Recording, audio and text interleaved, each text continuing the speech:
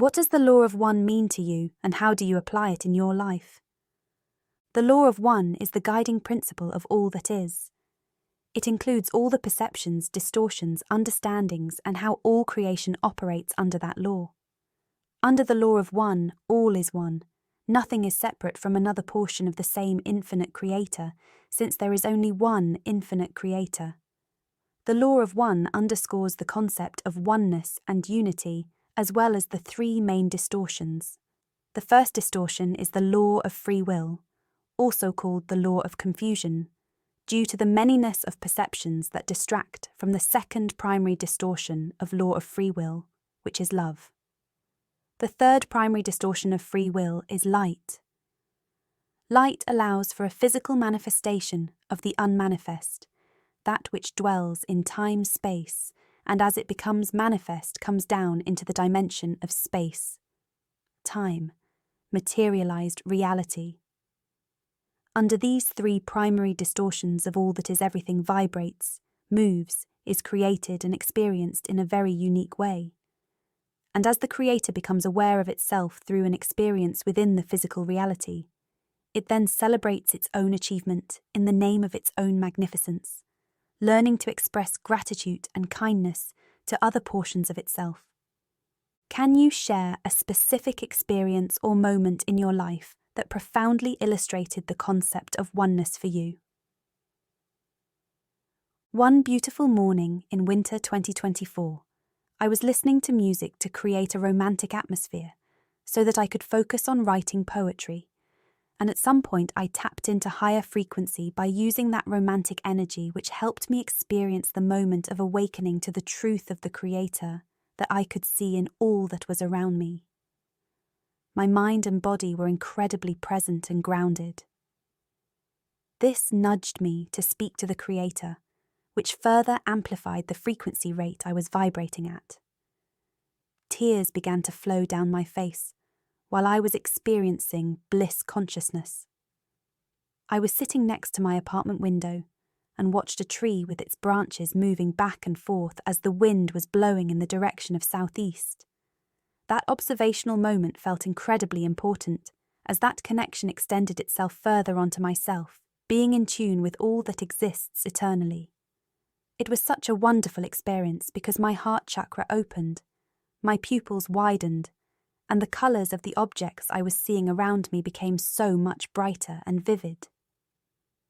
In that moment, I knew I was in the state of absolute peace and unconditional love. My gratitude was so strong for all that I had experienced in my life up until that present moment. My realization of what every occurrence in life led me to only made me appreciate the light and the darkness more equally on a conscious level, as I was already going through the healing process to further unblock my chakras, to allow the pure energy of the infinite creator to fill my entire being. What specific practices or habits have you developed since that awakening experience to maintain or enhance your connection to the creator and the higher frequencies? Speaking to myself, the creator and others with gratitude, respect, and appreciation for the sacred connection that we build together. I find it important to respect where others are in their evolutionary and spiritual process of discovering their true self.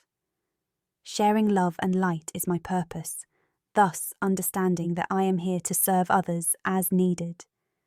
And keeping that intention in my heart truly is a beautiful way to incorporate my core values into what I do here on earth. Habits such as setting intentions before I begin my work, and as I am about to connect with others, indeed, keeps the energies aligned with you, higher self. That way I know that all that is said and done comes from the place of heart. How has this experience influenced your perception of challenges and obstacles in your life? This perception caused rapid healing within my physical body. It showed me how to surrender to the healing process and how to look within to discover what perceptions I choose, why I choose them, and how I could discipline myself to focus on the perception that I preferred out of all available to me. Every challenge I have ever experienced only made me resilient internally, which then reflected on my external environment. as soon as I realized that I was running away from myself and was afraid to face what I had done in past lives, along with how I treated others, myself, and everything around me in this lifetime, it highlighted to me the reason I was indulging in drugs and food. The more I was running away from turning my gaze within, the stronger was the pull to numb the pain. Luckily, I noticed it on the day I began to write this book and said to myself that it was the time for a change. These challenges aided in seeing how valuable my body and soul were to me. Taking some time each day to recognize how far I have come and all the progress I have made throughout my spiritual journey was paramount. About a month or two ago, I began watching videos of Darryl Anka trance-channeling Bashar that would randomly come up on my Facebook feed. Then I searched for them on YouTube and simply was engulfed by the wisdom shared. The information that I had heard completely changed my worldview and how I perceived reality. It opened the door to the deepest roots within my subconscious mind, which led me to discover the belief systems that no longer served it. As I proceeded to heal myself through continuous examination of what would come up in my mind and deciphering where the feelings and emotions stemmed from, it allowed for an immense amount of light and love of the infinite Creator to flow into and out of my body, seeking the outlet to exchange the energy with someone or through some kind of artistic expression. How has your understanding of light and darkness evolved since that moment, and how do you integrate this balance into your daily life? It was becoming more clear to me, the more I healed, that I chose to go down the darker path first in order to accelerate my spiritual growth and to aid the planet in its polarization and ascension to the fourth density. As I persistently focused on the love and light of the infinite Creator, it began to reprogram my subconscious mind. Interestingly, it was becoming rather difficult for me to speak negatively. However, when the time came for my dark night of the soul, which was something I had never experienced before, looking straight into the eyes of the abyss of the darkness, it brought my greatest fears to the surface all at once, and for months it felt that I was in survival mode.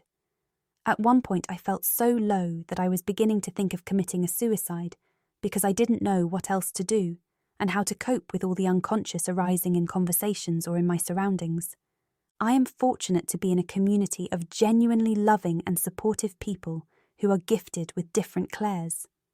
As I reached out to my friend, she was able to connect with my sister on the other side, who explained to me that I chose this path and that if I were to cut it short, I would choose it again until I would make it, and it made perfect sense to me. I was going through peeling off unconscious beliefs and releasing energy blocks from my physical body, as well as balancing and activating my chakras. The lower I went, the higher I flew after each significant release of energy, and I experienced an incredible amount of light shining through me. My tone of speech changed. My body started to move in a much softer, confident and rather balanced manner. I felt that I was becoming more and more of my true self, the light. For a long time, I couldn't grasp why I chose to live such a life, full of mental and emotional distress, but it became crystal clear that I was on the path of climbing an infinite mountain and embracing Christ consciousness. My friend happened to channel messages for the two of us, and angels told her that I was the wisdom keeper. I would keep records and decree the law of one all the way back to the times of Atlantis, which I resonated with deeply, and it allowed me to see with much more clarity what my purpose was here, on Earth. Now, this process of shedding my old skin to embrace the new version of myself only extended my vision and helped me see how much light there was to embrace and enjoy after everything I went through. It was a reward impossible to describe in human language. I shed many tears, carrying hope in my heart that with all the healing and letting go, I was becoming more and more free of the confines of the illusion of space, time. I held the key to open the door the entire time, but due to my past choices, I needed catalyst to empty my physical body from the energies collected and stored from the physical world, so that I could allow the energy of the Infinite One to flow easily and effortlessly through the use of vibration and discipline of personality to continue to polarize myself positively, as it was my choice. It was my understanding that I was finally transitioning to the fifth dimension, allowing me to see through the eyes of love. The same eyes that Jesus Christ was able to see all about him, with loving acceptance and compassion for all that is. The more I allowed myself to look at the darkness as equal to the light, the quicker I was healing and embracing the new energies. With much gratitude in my heart, the Creator gifted me with the ability to alchemize and transmute lower vibrational energies instantly through a direct connection to Source. I can recall sitting on my bed and feeling low and to continue to transmute the energies within my body. I continued to speak love and light to the Creator, and it was the most amazing thing I had ever experienced. It isn't always about feeling that you are on top of the world and feeling amazing. If you are at the lowest point in your life, and you can find strength to say the words of love to what created you, that is true power of the Creator, recognizing and acknowledging your feeling, emotions, not necessarily preferring the state you are in, but surrendering completely to the process in faith that it is all worth it and it shall pass. And as it does, you may now reap the fruit of your labor. To tell you the truth, I was ecstatic knowing that no matter what I was experiencing in the moment, the Creator loved me unconditionally. And it was so excited for me to embrace the energy of love, light, and joy so much that I wholeheartedly believed in it, and I finally healed. I finally found my true self by accepting all that is just as it was and loving each and every portion of it so deeply. The Creator was incredibly gentle to me in my healing process, and in return it was my intention to treat all about me with such gentleness and never-ending gratitude for who I have become as a result. How do you use your writing and poetry to express and share the insights and wisdom you gained from your spiritual experiences? I find it important to be the creator, which entails authentic self-expression, and for me, writing is one of them. Poetry is a wonderful way to convey a message with either a clear or hidden meaning. It depends on whether I intend to highlight something of importance that helped me on my journey, or to add a pinch of mystery, the creation, thus allowing the reader to plunge into the message and attempt to decipher it for themselves, which I believe is also a wonderful way to nudge someone to seek their own truth instead of merely following my own perception. Ra, a social memory complex of souls that exist within the sixth density, once said in a trance-channeled message, "It isn't the answers that matter, but the questions, the seeking." And I wholeheartedly agree with that statement. It wasn't the answers that ever revealed the potential of the Creator, but the incessant amount of burning desire to seek that led me to where I am right now. Answers do not get you far, but the seeking allows you to pursue passionately the mystery that always slips away from you, the closer you get to finding out what's hidden behind the curtain. Does it really matter? What would you do if you learned what's been there the whole time? Your passion would quickly fade away, and you would no longer feel excited to seek, and it would rather push you to seek that same excitement somewhere else. That emptiness is what I experienced for about 6 months before I started regaining the feeling of excitement and passion to serve others. It was in that moment that I realized how big of a role the process of seeking itself played in my life, and that I was at a point of finally seeing that answers didn't matter anymore, but my desire to express my true self through my divine gifts, which essentially allowed me to experience more and more of pure joy and the feeling of gratitude for being alive and simply be, breathe, and that was enough. I convey these kind of messages through writing on my Facebook and poetry, so that this perception is available to anyone who seeks for the sake of seeking, as that is where one finds themselves. How do you find balance between expressing your own insights and allowing others to discover their truths in your writing? For a long time, it was a challenge for me to listen to other people. My throat chakra was overactive, and I would interrupt people before they would even finish a sentence. As I discover later, I was doing it out of fear of being inferior to someone, so I would find ways unconsciously to be right and more superior to others. Because I was unaware of what exactly I was doing, the catalyst was beginning to become more intense to catch my attention. Since I did not know what catalyst meant back then, in 2018, I didn't know what I needed to pay attention to in the first place. My manager pointed out to me that I needed to work on active listening in order for us to be able to communicate. So I began to catch myself when I interrupted people, and I remember coming across a quote. "When you listen to people, you allow them to speak from their heart." And it struck me. Since then, I have been honing my listening skills. Not only is it important to listen to others when they verbally express themselves, but also when they comment on my writing. It is rather taking the time to process what was said and whether there is a need for a response to begin with. Not everything requires a response. At times, it is okay to simply express your opinion without expecting a debate on a particular topic, and move on from there. This way, you save yourself a catalyst, unless you wish to continue learning. That is, of course, completely up to you. Does it really matter if someone follows my truth? The whole point is in making the information and perception accessible, so that it allows others to see what is possible. And from there, they can make their own decisions, whether the information before their eyes clarifies what they have in mind, or sends them to do further research. Either way is beautiful. It isn't about being right. There is no right or wrong. Everyone believes in what they wish to experience, whether they know about it consciously or not, that their beliefs shape their lives. We all find ourselves in separate rooms in which each experiences something absolutely unique to them, and you cannot convince that what someone is experiencing is less or more valid than any other experience. All are equally valid and important, for each of us are on the path of discovering who we are at the core of our being. We are here embarking on a journey of experiential learning, so what matters for you may not be as relevant for me due to a chosen pre-incarnative programming. Thus, it is crucial to allow yourself to stand for what you believe is true for you, and allow others to do the same for them.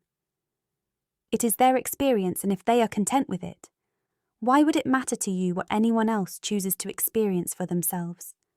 Your life is your responsibility only, and that is why paying attention to what you see and listen to is much more important than what anyone else is going through, because that is their responsibility, choices, and outcomes. Of course, it is here in third density that we learn about serving others or serving ourselves, and when that opportunity to serve arrives, it is most appropriate to delve into someone else's experience and assist in ways asked for. It is, however, to your own discretion whether you are capable of serving without sacrificing anything, be it health, time, or material possessions.